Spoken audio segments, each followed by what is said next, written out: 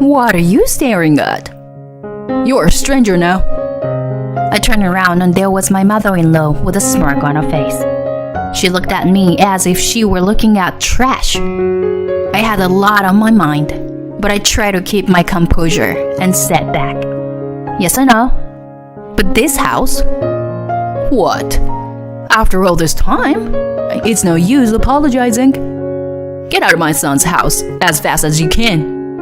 I understand. The movers will be here shortly. Oh, well, can you make it quicker? She must be quite happy to live alone and doting on her son. Her own son lives in a condo. Now all that is left is for me to get divorced and for me to leave, and all will be well for her. She must be thinking like that. But I'm sorry to hear that. Do you think you can get what you want after mocking people so much? I won't let that happen. I'm going to push you to the limit. My name is Cecile. I am 29 years old. I got married 2 years ago, and now I work for a company. I met my husband Douglas 4 years ago. He was working at a factory that was a subcontractor of our company. We first met at a business meeting. I was one in charge of the meeting, and I went to the factory, but he was also the liaison. In between meetings, we began to do small talk and naturally grew closer. We became attracted to each other, and eventually he asked me to go out with him. After 2 years of dating, we successfully made it to the finish line. My family and colleagues congratulated me, but my good friends were a little concerned. The reason was that my husband's income was lower than mine. My company is a fairly large one, and even I, as a woman, earn nearly twice as much as my age. In contrast, my husband, who is the same age as me, earns less than half my income. Why would you marry someone who earns more than half as much as you do? I was asked many times by good friends, but I didn't care about money. I have never had much of an appetite for material things, and I buy only the bare minimum of clothing. I have plenty of money saved up, and if I had to spend it on someone I liked, I wouldn't begrudge it. That's what I thought. Because of this personality, I didn't mind marrying Douglas. But I didn't realize at the time that my marriage to Douglas was going to be a huge mistake for me.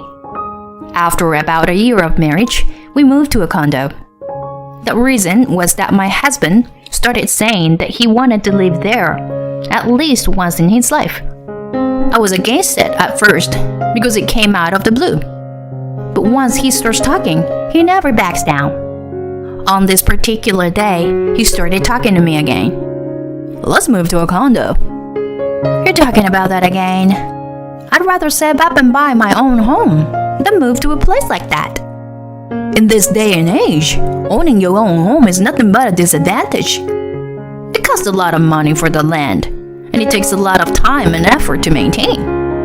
On the other hand, with a condominium, the management company takes care of everything. That's true, but... Right? And their security is the best. I'm just worrying about you. You worry about me? I still don't know if my husband really thought so at the time. It may have been just a stopgap lie to get us to move to a condo. Still, I felt that he was thinking about me that much. I was so pleased with my husband's love that I listened to his request. We decided to move to a condo. Naturally, all the initial and moving costs were waiting for me. I was also the owner of the condominium, but he and I accepted it as a matter of course. However, right after we moved in, I began to feel uncomfortable. It was because my mother-in-law started to stay at the condo on a regular basis. Of course, it was my husband who invited her, but even so, it was too frequent. At first, it was once a week, then 2 days a week, then 4 days a week, and the frequency of visits gradually increased. Today, when I came home again, I found my mother-in-law in the living room. I was stunned, but she smiled and started talking. Oh my God, Cecile!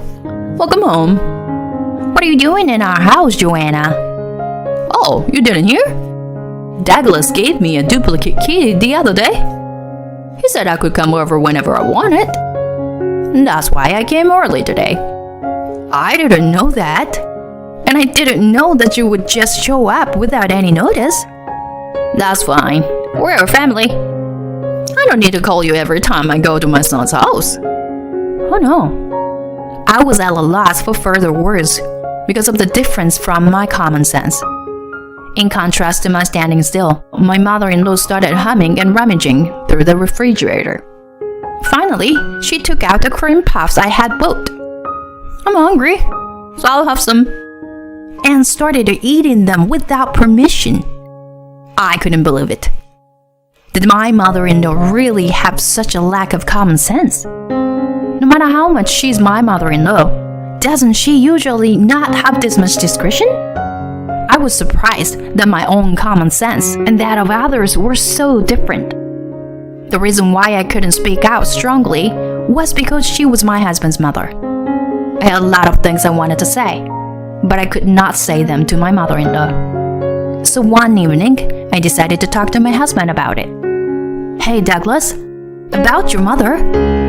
Could she come a little less often? My husband frowned and said in a pained tone, Oh, why are you unhappy with my mother's visits? I mean, it's fine for her to come to our house. It's just that she comes too often. Besides, why did you have to give your mother a duplicate key? It's just that when I come home from work and she is there, I'm surprised and I don't feel at ease. She's family too. She cares about us. So don't talk like that. That's not what I'm talking about. Anyway, I'll let her do whatever she wants. You're just my wife, so don't be too bossy with my mother. My husband, who was so kind to me when we were dating, and yet, and at the beginning of our marriage, seemed to have changed recently.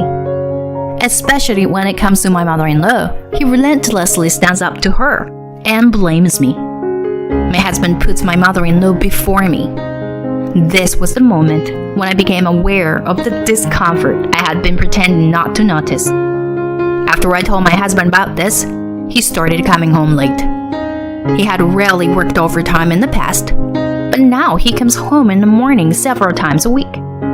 The fact that my husband comes home late inevitably means that he spends more time with his mother-in-law. Although they don't live together, my mother-in-law has started to stay over without a care in the world. Each time, she complained about my housework.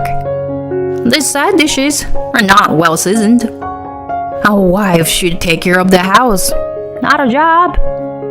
That's why Douglas doesn't come home anymore. The list goes on and on. All of these are unreasonable arguments. Every time she complains, my heart's gradually worn away. My husband doesn't come home very often, and when I try to talk to him, he gives me a disapproving look. I have been unable to tell him what was going on. Then one day, on a holiday, my husband had gone out in the morning. My mother-in-law also did not come today. I started to clean the house to enjoy my time alone for the first time in a while. I vacuumed the living room and hallway, and finally went to my husband's room. As I was mopping under the bed, I suddenly saw a receipt. What? What is this? The receipt was for a place used by men and women to engage in dubious activities. I checked the date and found that it coincided with the day he had to come home in the morning because he had to work overtime. Convinced that my husband was cheating on me, I immediately searched through the closet. I found a small paper bag in the bag. It contained a list of restaurants he might have gone to with his cheating partner. There was also a large number of receipts for brand names items that he had bought for her. Douglas had recently asked me to reduce our living expenses in the name of saving money for our newborn child. I didn't think much of it at the time, but now I realize that it was probably a lie to pay for the affair partner. The next day, I went to a detective agency that I had researched beforehand and asked them to investigate my husband's affair. I acted normal at home so that my husband and mother-in-law would not know. 2 weeks later, I went to the detective agency to get a report. My husband was having an affair with the daughter of the factory president. With the evidence in hand, I decided to wait for my husband to come home that night. He came home after midnight as usual, and I immediately started talking to him. "Douglas, you were cheating on me, weren't you?" My husband had his back to me, but the moment he heard those words, his shoulders jolted. He slowly turned around and began to make excuses with a limp smile. "What are you talking about? I would never cheat on you." "I already have proof. You can't get away with it." No. It's not like I'm playing around with her." "I don't care if it's for fun or not. You can't have that kind of relationship with her. And it's true that you lied to me." "Well, that's..." "Anyway, I can't do it anymore. I've decided to get a divorce." I took out my completed divorce papers and held them out in front of my husband. His eyes widened for a moment. Then he clicked his tongue and began to fill them out roughly. The next day, I went to the office to get Douglas out of the house. I called the movers to have Douglas removed from the house for the next holiday. I didn't tell him about it, but he has a family home, so he would have no trouble finding a place to go. I will just cancel the lease there, as next month is the new renewal month for this condo. I had decided to move to another apartment near the office. 1 week later, on this day, the movers were supposed to come this afternoon. Douglas was off work, and I've been home since the morning. He proudly called his cheating partner. "I've already hired a lawyer and have already filed a claim for compensation against Douglas and the cheating partner. I will soon receive a certified letter, and when that happens, the factory where he works will find out. The affair will be exposed to the president of the company as well." However, Douglas may be relaxed now that the divorce has already been finalized. He is having a nice phone conversation with his partner. While I was doing housework with him in the background, the intercom rang. I opened the front door to find my mother-in-law standing there. She was carrying a large carry-on case, and she was walking into the house. I don't know why she was carrying such a large baggage, but she must have come to stay without permission as usual. While I was doing my chores without paying attention to her, she called out to me from behind. "Why are you still here? You are an outsider now, aren't you?" I turned around to see my mother-in-law smiling wickedly at me. She looked at me as if she were looking at trash. I had a lot on my mind, but I just kept my composure and sat back. "Yes, I suppose so. But this house? What? It's no use apologizing now. Get out of my son's condo as fast as you can." "Huh? Didn't you hear me? I said get out. You're divorced, aren't you? Then there's no reason for you to be here. From today, I'm going to live here." At that moment, I felt my sympathy for them disappeared. I found myself lowering my voice and saying in return, "Okay, I understand. The movers will be here in a few minutes." "Oh, well, can you make it quick?" "Even just for a second. I guess she is quite happy to live alone with her son. After all, her own son lives in a condo. All that is left is for me to get divorced and for me to leave, and all will be well for her." She must be thinking like that. But that's unfortunate. Do you think you can get what you want after mocking people so much? I won't let that happen. I'm going to drive you to the brink. And there you are. The movers arrived just in time. I unlocked the entrance and invited them in. "Please take care of everything in that room. Oh, and please leave the living room as it is." I gave the order, and the contractors entered Douglas's room and immediately began working. "Hey, what's going on? What do you mean? You're the one who's leaving. So why don't you just move your stuff out?" Apparently, Douglas really thought he could continue to live in the house after the divorce. This place was originally contracted in my name, and I had paid the rent. Anyone who thinks about it knows that he won't be able to live here if he gets divorced. And his mother, she also really thought that she and her son would be able to live in the house after I left. This is why she came all the way here today with her large luggage. What do you mean? I said coldly to my mother-in-law, who was yelling at me. What's the meaning of all this? Do you know why I divorced him in the first place? It was because he cheated on me. So what? You are a narrow-minded woman who can't forgive a man's cheating or two. Don't you dare sit on your hands like that. What did you say? Perhaps you don't know that this room is rented in my name and that I have been paying all the rent. What do you mean? I thought Douglas was renting this condo. My mother-in-law looked at my ex-husband, but he quickly looked away. He was probably lying to make himself look good. Meanwhile, more and more of Douglas's stuff was being moved out. Hey, where are you taking my stuff? He was panicking, so I said to him, "Where's it going to?" "Your parents' house." "It's good that you have a place to go."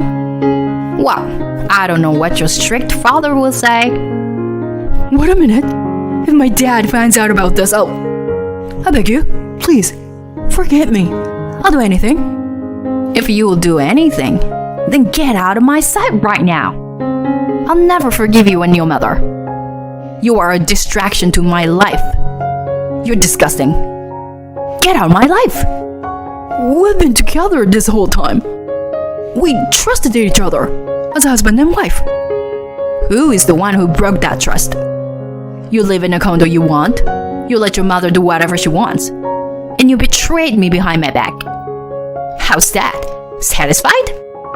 I bet you must have been very vain to be able to live in a tower block with your wife's money. Cecile, don't say that. Let's talk about it. Let's talk. No. Get your mother and get out of here. I'm not the one who's living in this room. You are. I guess they were surprised by my anger, which I had never shown before.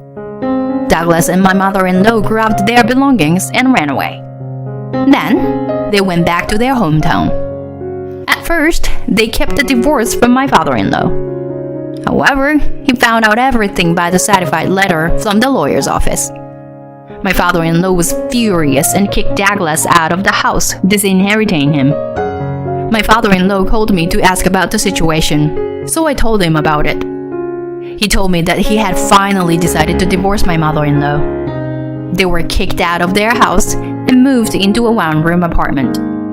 However, when the president of the company he worked for found out about the affair, Douglas was fired immediately. Douglas was also cut off from the daughter of the company president with whom he was having an affair. He lost his job and had nothing left. Now, he and his mother are working part-time to make ends meet. He got what he deserved. Suck on that.